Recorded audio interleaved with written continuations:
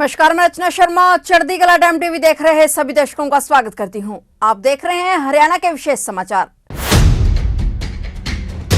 मुख्यमंत्री मनोहर लाल ने पराक्रम दिवस पर नेताजी सुभाष चंद्र बोस की 128वीं जयंती पर जिला रोहतक में आयोजित राज्य स्तरीय कार्यक्रम में नेताजी को नमन कर उन्हें श्रद्धांजलि अर्पित करते हुए कहा कि नेताजी सामान्य नाम नहीं बल्कि देश की आजादी की पूरी कहानी है। इसलिए युवाओं को नेताजी के जीवन से देश सेवा की प्रेरणा लेनी चाहिए। अपने संबोधन में मुख्यमंत्री ने कहा कि भारत सदियों से गुलाम चला आ रहा था। नेताजी ने न केवल आजादी की लौ उत्पन्न करने की बात लोगों के मन में पैदा की, बल्कि लोगों में एक आत्मविश्वास भी पैदा किया कि हमें आजादी मिल सकती है। उन्होंने कहा कि आंदोलन शुरू करना आसान नहीं होता, लेकिन नेताजी सुभाष चंद्र बोस ने आजाद हिंद फौज का गठन किया और उन्होंने 50,000 लोगों की फौज बना डाली। ये हमारे लिए सौभाग्य की बात है कि आज के हरियाणा के क्षेत्र से भी उस समय हजारों युवक आजाद हिंद फौज में भर्ती हुए थे। उन्होंने कहा कि महात्मा गांधी जी को राष्ट्रपिता की संज्ञा देने वाले सबसे पहले व्यक्ति नेताजी सुभाष चंद्र बोस ही थे। दोनों नेताओं की ताकत ने अंग्रेज सरकार की जड़ें हिला दी। वहीं राम मंदिर के उद्घाटन को लेकर मुख्यमंत्री ने कहा कि 22 जनवरी 2024 का दिन भी देश के इतिहास में एक महत्वपूर्ण दिन बन गया है। हर किसी के मन में राम, तन में राम बसे हुए थे। मुख्यमंत्री ने कहा कि नेताजी केवल व्यक्ति या नेता नहीं थे, बल्कि वे पराक्रम की प्रतिमूर्ति थे। प्रधानमंत्री नरेंद्र मोदी ने सुभाष चंद्र बोस की स्मृति के लिए अनेक कार्य किए हैं। उन्होंने कहा कि रोहतक और दक्षिण हरियाणा के जवानों का देश सेवा में विशेष योगदान रहा है। इसके लिए उन सभी जवानों को सलाम करता हूं। प्रदेश सरकार द्वारा हर वर्ग को साथ लेकर विकास और कल्याण के कार्य किए जा रहे हैं। हमने हरियाणवी एक की भावना के साथ समाज के लिए कार्य किया है। नेताजी सामान्य कोई एक नाम नहीं है, ये कोई नाम नहीं है, बल्कि देश की आजादी की पूरी कहानी है।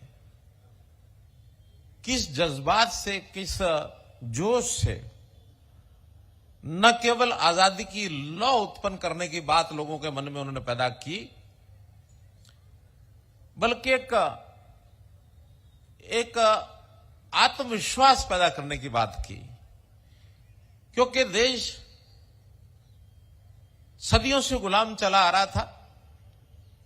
पहले मुगलों का गुलाम था, फिर अंग्रेजों का गुलाम हुआ। आजादी की बात तो लगातार चली, लेकिन लोगों को विश्वास नहीं हो पा रहा था कि आजादी मिल भी पाएगी क्या। और जब तक ये विश्वास न हो लोगों में, स्वाभिमानी होकर के लोग जब तक सोचे नहीं, तब तक उसमें भागीदार नहीं बनते हैं। इधर नेताजी सुभाष चंद्र बोस और उधर महात्मा गांधी जी, दोनों ऐसे व्यक्तित्व हैं जिन्होंने लोगों के मन में एक स्वाभिमान भरा, एक आत्मविश्वास भरा कि नहीं, हम आजादी प्राप्त कर सकते हैं। और जब जनमानस में यह आवाज जब उठती है, तो देश के लिए सब कुछ कर गुजरने के लिए लोग तैयार हो जाते हैं। आंदोलन खड़ा करना बहुत आसान नहीं होता है। आंदोलन खड़ा करने के पीछे जो व्यक्ति आगे होता है, उसकी विश्वसनीयता भी होती है, उसके ऊपर विश्वास होना चाहिए। हां, ये जो व्यक्ति कहेंगे हम इसके पीछे लगेंगे।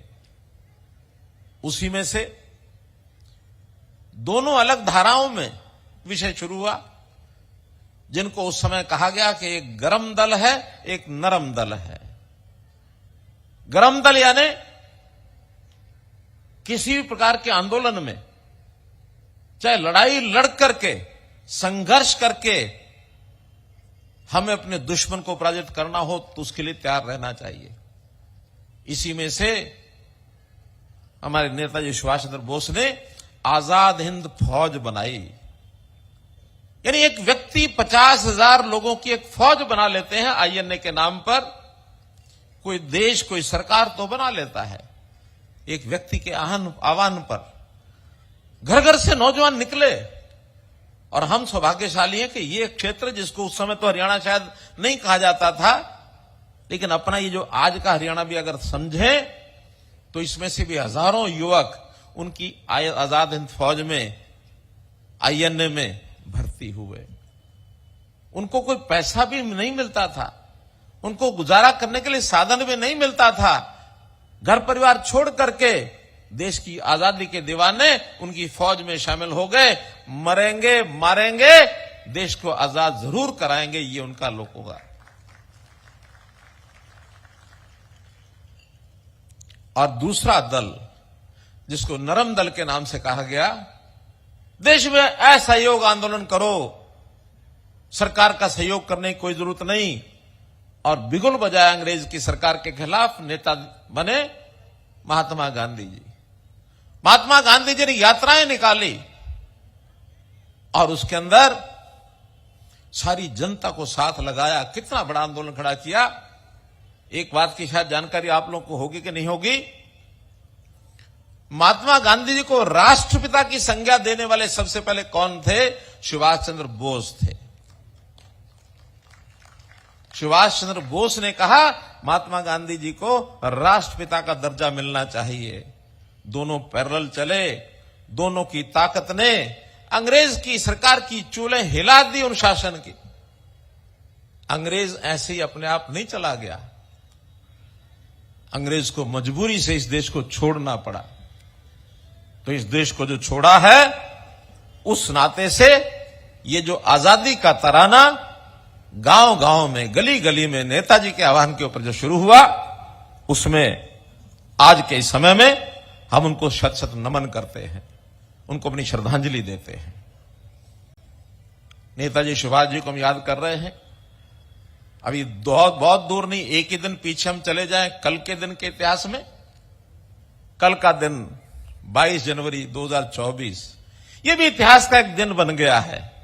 सारा देश राममय हो गया। मन मन में राम, तन तन में राम, घट घट में राम, घर घर में राम, सब जगह सारे देश में राम ही राम थे कल दिन में।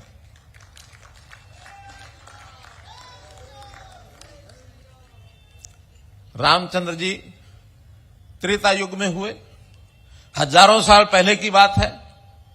सुभाष चंद्र जी बोस 100 साल 128 साल पहले जन्मे। लगभग 100 साल पहले ही उनके सारे कामों का प्रताप यहां हुआ था। पूरा कालखंड अगर हम जोड़ सकते हैं तो एक महापुरुषों की लड़ी ये भी बीच में बनी है।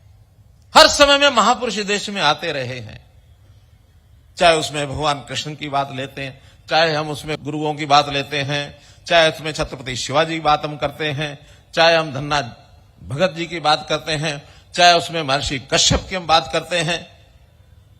कितने ही ऐसे महापुरुषों का नाम ले सकते हैं। गुरु रविदास जी बात हम करते हैं, महर्षि वाल्मीकि जी बात करते हैं, हम उसमें भक्त कबीर की बात करते हैं। संतों की माला भरी हुई है इस देश की।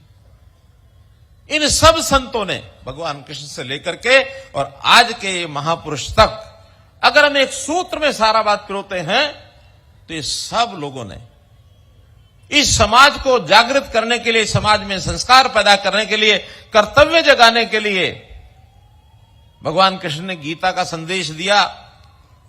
अपनी हरियाणा की धरती कुरुक्षेत्र पर ही जीवन क्या है, जीवन को कैसे जीना चाहिए, आज का जैसे हमारा संविधान लिखा गया, बाबा साहब अम्बेडकर ने संविधान लिखा, वैसा ही संविधान मान करके चलते हैं। गीता भी हमारे जीवन जीने का एक संविधान है। क्या ठीक है क्या गलत है ये हमको बताया गया।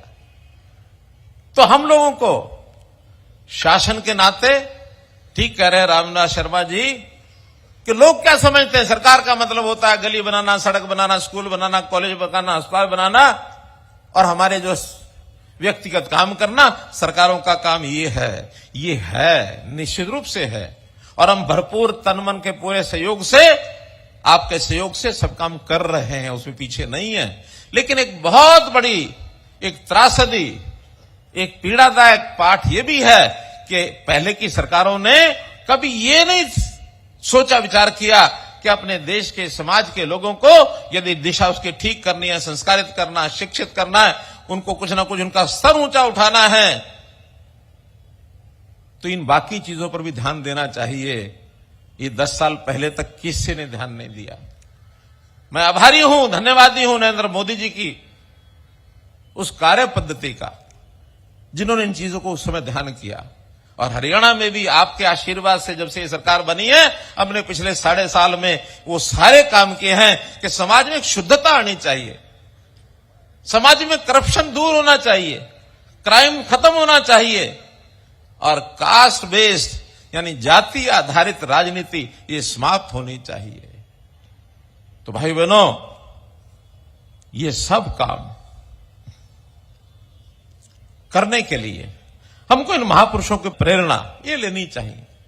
हमारे जितने भी पूर्व सैनिक हैं, चाहे आईएनए के फौजी हैं, अब तो संयोग से आईएनए की उस घटना को बहुत वर्ष बीत गए हैं। 1942 के अंदर जब इस सेना का निर्माण हुआ था, उसको भी आज 81 साल हो गए हैं। अगर उस समय कोई 20 साल का भी रहा होगा तो भी 100 साल की आयु आज होगी। आपकी जानकारी के लिए, अब वो पीढ़ी के कुछ निशानियां बची हुई हैं अभी भी।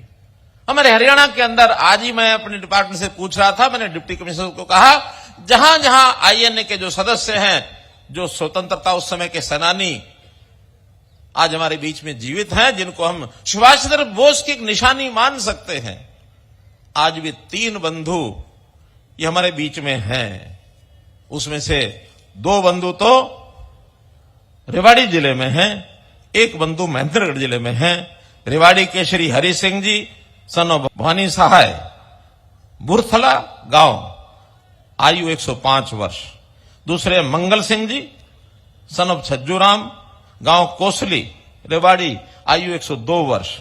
और एक महेंद्रगढ़ के हैं श्री जयप्रकाश जी सन ऑफ माधव सिंह जी, मांडी गांव, जिला महेंद्रगढ़, 98 वर्ष। आज प्रातःकाल डिप्टी कमिश्नर को मैंने कहा, सुभाष चंद्र जी को सच्ची श्रद्धांजलि होगी, इन तीनों को घर में जाकर के और उनको सम्मानित करके आए। आज तीनों ने फोटो हमको भेजे, तीनों को सम्मानित किया है। मैं इनकी आयु की लंबी कामना करता हूं, ताकि सुभाष चंद्र जी की जो निशानी है, हम और कुछ वर्षों तक उनके दर्शन करते रहें। सुभाष चंद्र बोस हमारे लिए, जैसा मैंने बताया, वो कोई व्यक्ति नहीं थे और केवल नेता भी नहीं थे, वो एक पराक्रम की मूर्ति थे। पिछली सरकारों ने उनको कभी याद नहीं किया। मोदी जी ने आने के बाद बहुत काम किए सुभाष चंद्र बोस के, उनकी स्मृति के लिए। पहला काम, हमारा जो गणतंत्र दिवस 26 जनवरी को होता है, उसकी तैयारी 24 जनवरी से शुरू होती है। 24-25 रिहर्सल होती है, 26 को कार्यक्रम होता है। मोदी जी ने आज आते ही कहा कि क्या इसको हम 24 की बजाय इस तैयारी को 23 जनवरी से शुरू नहीं कर सकते।